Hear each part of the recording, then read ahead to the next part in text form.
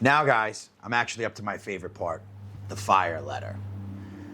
Let's bring a fire line message that relates to this topic, shall we?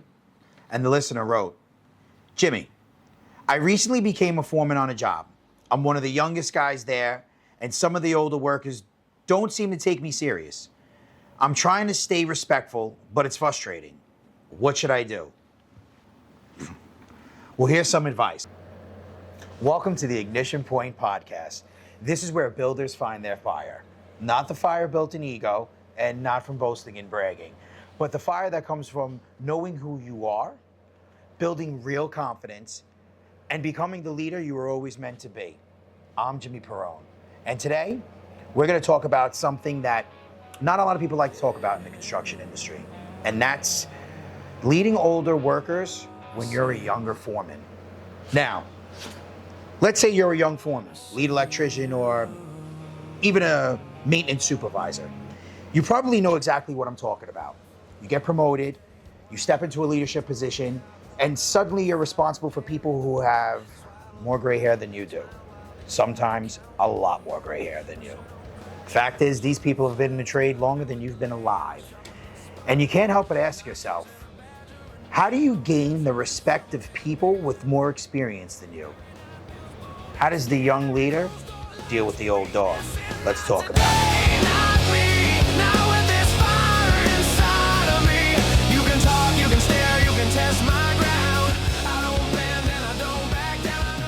Now, today's ignition question is simple. Does leadership come from age, or does it come from conduct? Should supervision be based on seniority or ability? Now, experience in construction is by far the most respected commodity in the trade, and it should be. But let's first talk about what is the benefit of experience. You see, like a new broom sweeps clean, but an old broom gets the corners. Experience can cut through the red tape. When someone has been doing this trade for so long and they end up knowing the order of operation and they know job priorities and they get very skilled, they get very confident, and they can be a mentor and they can guide. This is all true. But real leadership is something else entirely. See, real leadership is not about who's been there the longest, and it's not about who knows the way the shop's been doing it the best. No. It's about becoming a decision maker. It's taking responsibility for your decisions. It's encompassing the entire job as a whole. It's knowing that I have to accomplish a task, but knowing that there are other trades on the job and they also have to accomplish a task. It's being able to communicate clearly. It's being able to coordinate on the job.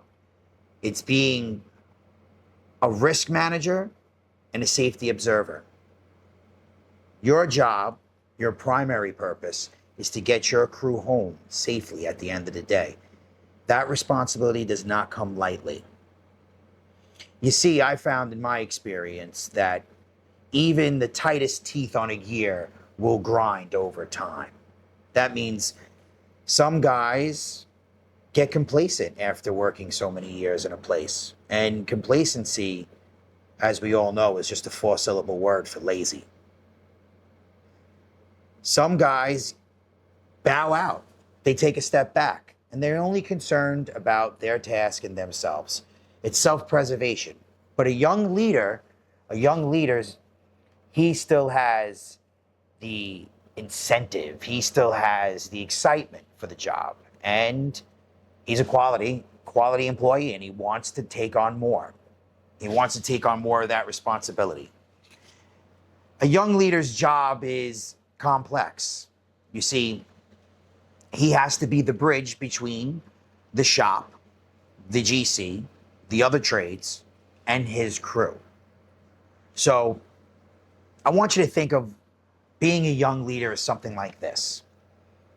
The coach is always an older man. He's been through this game once or twice.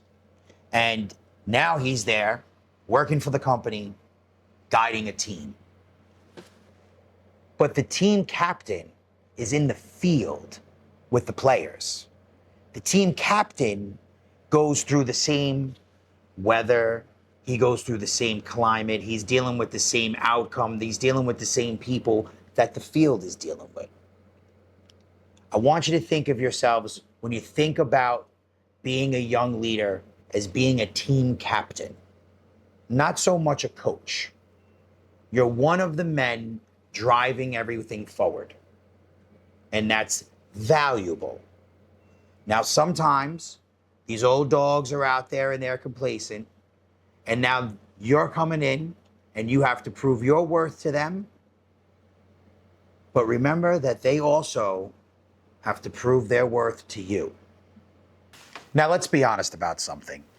When you're a younger leader and you step into a position of authority and you have older workers, a few things might happen.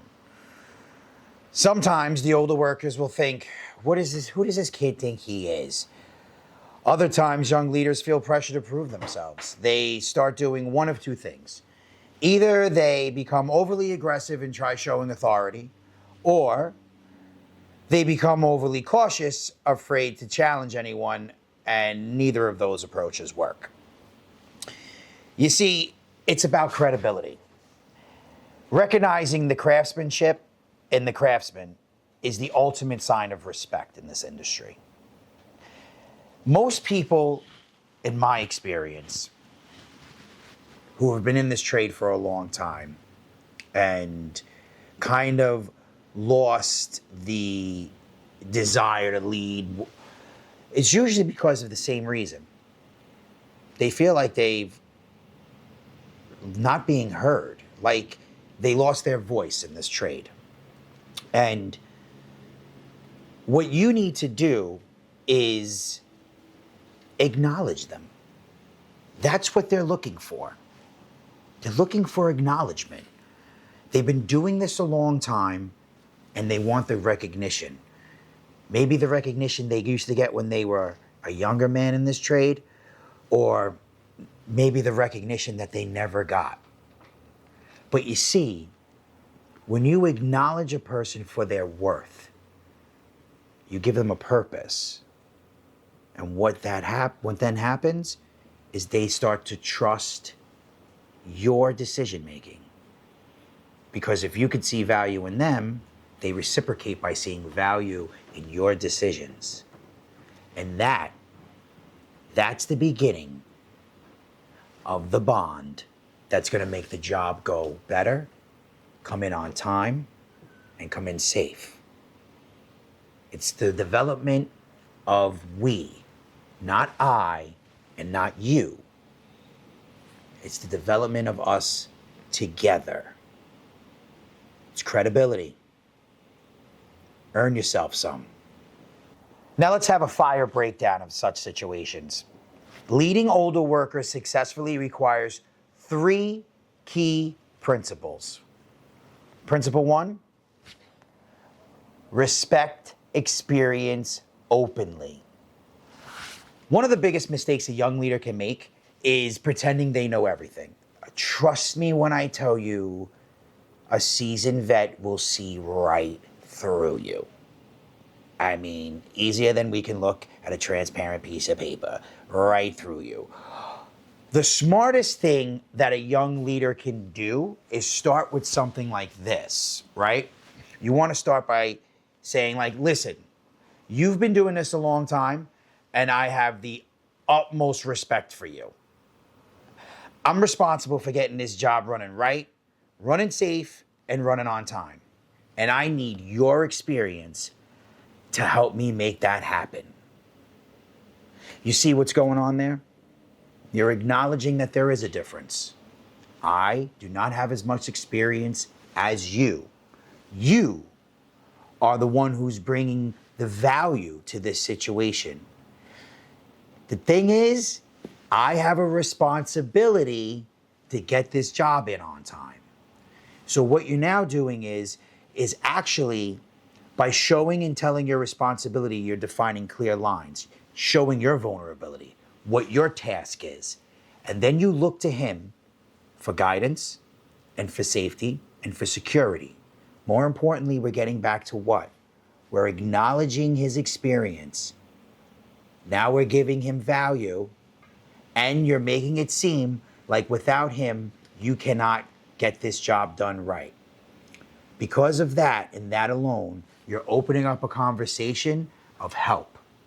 Remember, to be successful, we surround ourselves with successful people. The only way we can get a job done right is if we get the best mechanics or a mechanic to be his best. And that leads me into the second principle, which is be clear about responsibility. Now remember, when we're clear about responsibility, we're defining clear lines of a boundary, setting the tone. Respect does not mean that we surrender leadership. At the end of the day, someone is responsible for the outcome. And the younger foreman must be clear about that. Not aggressively, but confidently. Something like, I'm responsible for making sure this job gets done on time and safely. I want this job to come out right, and I need us to work together to make sure that that happens. You see, when leadership is clear, confusion disappears. We have to remember that there is two people or two views. There's the field, and then there's the foreman. Now, when you're a foreman, you have to be the decision maker. So when you're the decision maker, you have to know that the responsibility of getting the craft done correctly, well, that's up to the artist, so to speak, and that would be the mechanics, you know? You want them to show up every day, and you want them to give you your best. Well, then you have to make sure that you do too. You make sure that you're consistent. You make sure that you are clear with what needs to be done, when it needs to be done. Why? Because that's the commodity that you have. That's the currency that we're using. We're developing trust. If you want to trust them to do their job, they have to trust you to do yours. Now we're rolling into the third principle, which is let your work speak for itself. On a job site, nothing earns respect faster than competency. If you solve problems, if you stay calm under pressure, people notice. And even the toughest critics, well, they eventually respect someone who delivers. Now, we spoke about responsibilities and being clear how we define them. Now we're talking about executing them. You have a job as well. You have a task as well. And that task, that's a foreman's responsibility, is to get answers, is to provide clarity. If you're a person who's honest about your craft and what you know, but more importantly, if you're honest about how you can go get those answers, how you can deliver, if you stay confident and you stay consistent with your deliveries, that is competency. And that, again, is working on the development of this relationship. And you'll be known as a leader who can deliver. And a leader who can deliver, people follow. Now let's talk about a controversial truth, shall we? Let me say something that's going to surprise a lot of people.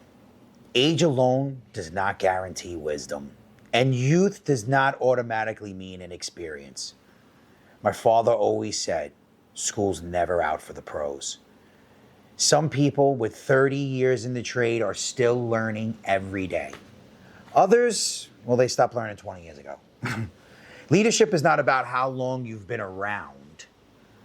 It's about how seriously you've taken responsibility, how well you mastered your trade. To stop learning is to become complacent.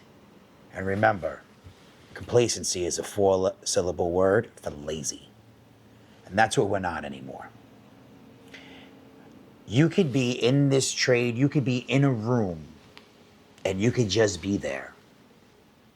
Or you could start this trade, and you can be involved.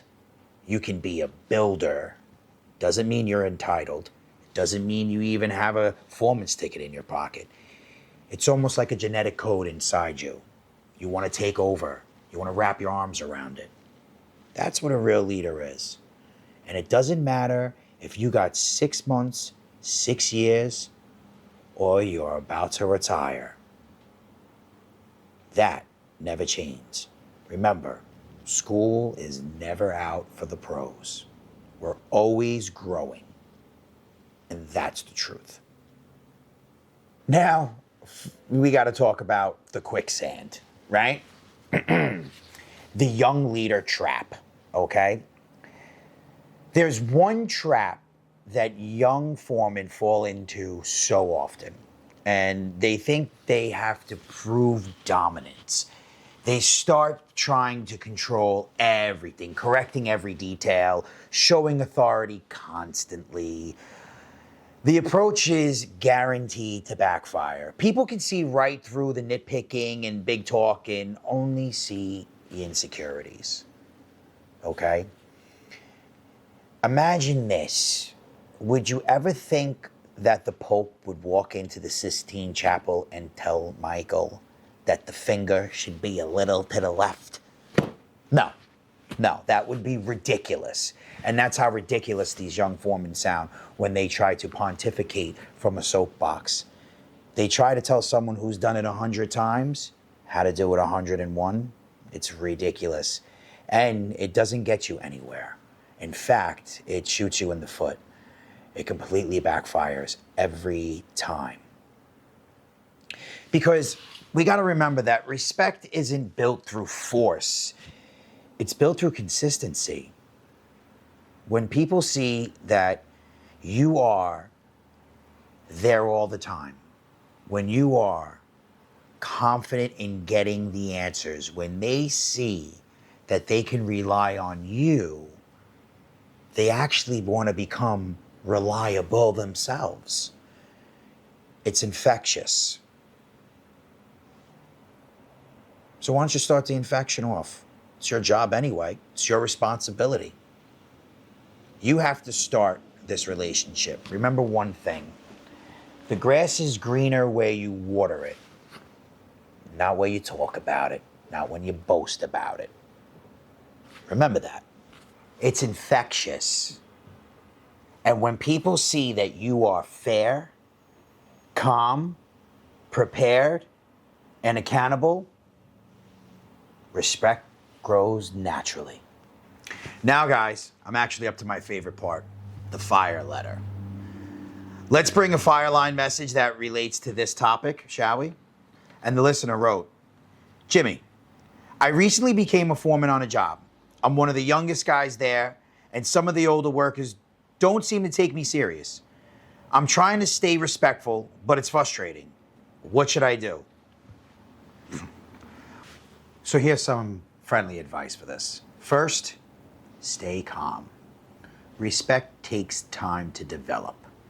If you rush it, if you push it along too forcefully, it doesn't feel natural and it doesn't develop easily. In fact, the more you push, the more they tend to push back. So, stay calm. 2, never compete with experience. Use it. Ask questions. Get them excited about their input. Show them that you value what they bring to the table and never try to compete with it. Don't be a one-upper. You'll never get a team that way. You'll only isolate that way. 3rd, focus on doing your job right. Remember consistency? Consistency is the most powerful form of leadership. Over time, people recognize it. And when they recognize it, they follow it. And 4th, make sure that you define responsibilities clearly. And sometimes you have to give them what I call the no-nonsense layout, the no response. Walk up to someone and clearly tell them, before the end of the day, I need these 2 outlets cut in. You're being clear, you're being confident, you're giving them a timeline, and you're giving them a task that needs to be done by that time. Nothing wrong with that. You keep it up. You stay doing what you're doing. Listen to my advice, and you'll get through this. And you'll make it to the other side where you'll be a good leader. And guys, you'll see in time, we'll start to follow you. All right, guys. Here's today's takeaway. If you're a younger foreman in construction, you don't need to pretend to be older. You don't need to dominate people. And you definitely don't need to know everything. What you need is this combination: humility, competency, responsibility, and respect for others. When those things come together, age stops mattering because leadership becomes obvious. If today's episode resonated with you, share it with someone in the trades, because leadership conversations like this are how the industry evolves. And if you want to send a question or a situation to the show, write us through the fire line. Your story might be featured on our next episode. Until next time, remember this: your fire is your truth, and your truth was never meant to stay buried. I'm Jimmy Perrone, and this is the Ignition Point Podcast. Who I'm meant to be.